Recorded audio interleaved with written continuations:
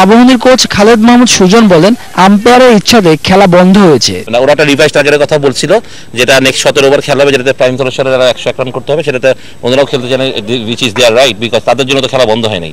Reason তো prime bank দলের সাথে না, কিংবা বাবুরি কোনো দলের জন্য কাছে খেলা বন্ধ নেই, খেলা বন্ধ শুধুমাত্র আম্পায়ারদের জন্য। অবশ্যই আমি মনে করি যে আম্পায়ারদের সেই ফিটনেস এবং গার্ডস থাকা উচিত ম্যাচ চালানোর জন্য। ঘটনাটি অপ্রত্যাশিত বলে মন্তব্য করেন প্রাইম দলের কোচ মিজানুর রহমান বাবুল। হ্যাঁ, এরকম তো ক্রিকেটে আসলে উচিত না যে জিনিসগুলো হয়। আমরা তো চাই ক্রিকেট এক সময় বলা হয়তো জেন্টলম্যান গেম, এখন হচ্ছে এরকম হয়ে যাচ্ছে হয়তো। এমন একটা পর্যায়ে আসছে যে জিতার স্পিডটা বেশি আইসা পড়ছে। ওই সময় যে সময় বলা হয়তো ওই সময় জিততে যেত, কিন্তু এখন মনে হয় যে যেভাবে হোক জিতার যে একটা স্পিড আসছে, ওই স্পিডের ফলে এই অনাকাঙ্ক্ষিত ঘটনাগুলো ঘটে যায়। এর আগে দোলেশ্বরের বিপক্ষে টসে হেরে ব্যাট করতে নেমে 42 ওভার 4 বলে 191 রান করে আবাহনী। জবাবে 17 ওভারে দোলেশ্বরের স্কোর কার্ডে 59 রান যোগ হওয়ার পরই বন্ধ হয়ে যায় খেলা।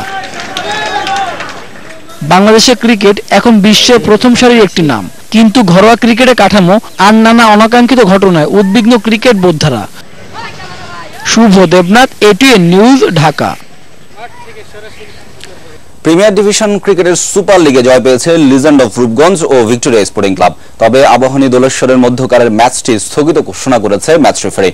আলোর স্বল্পতায় 1.5 ঘন্টা দেরিতে শুরু হওয়া 45 ওভারে নেমে আসে রূপগঞ্জ ও মোহামেডানের ম্যাচটি।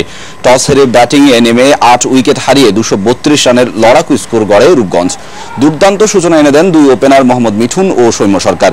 ওপেনিং জুটিতে 89 রান যোগ করেন এই দুই ব্যাটসম্যান। মিঠুন 59 ও সৌম্য 40 রানে আউট হন। 4 উইকেট নেন নাইম ইসলাম, জবাবে 9 উইকেট হারিয়ে 128 রান তুলে মোহামেডান। দলের পক্ষে হামিদুল ইসলাম 37 ও মুশফিকুর রহিম করেন 34 রান। এদিকে অপর ম্যাচে ফতুল্লাহ ভিক্টোরিয়া স্পোর্টিং ক্লাবের দেয়া 273 রানের টার্গেটে ব্যাট করতে নেমে নির্ধারিত ওভার শেষে 8 উইকেট হারিয়ে 249 রান তোলে প্রাইম ব্যাংক। ফলে 23 রানে জয় পায় ভিক্টোরিয়া।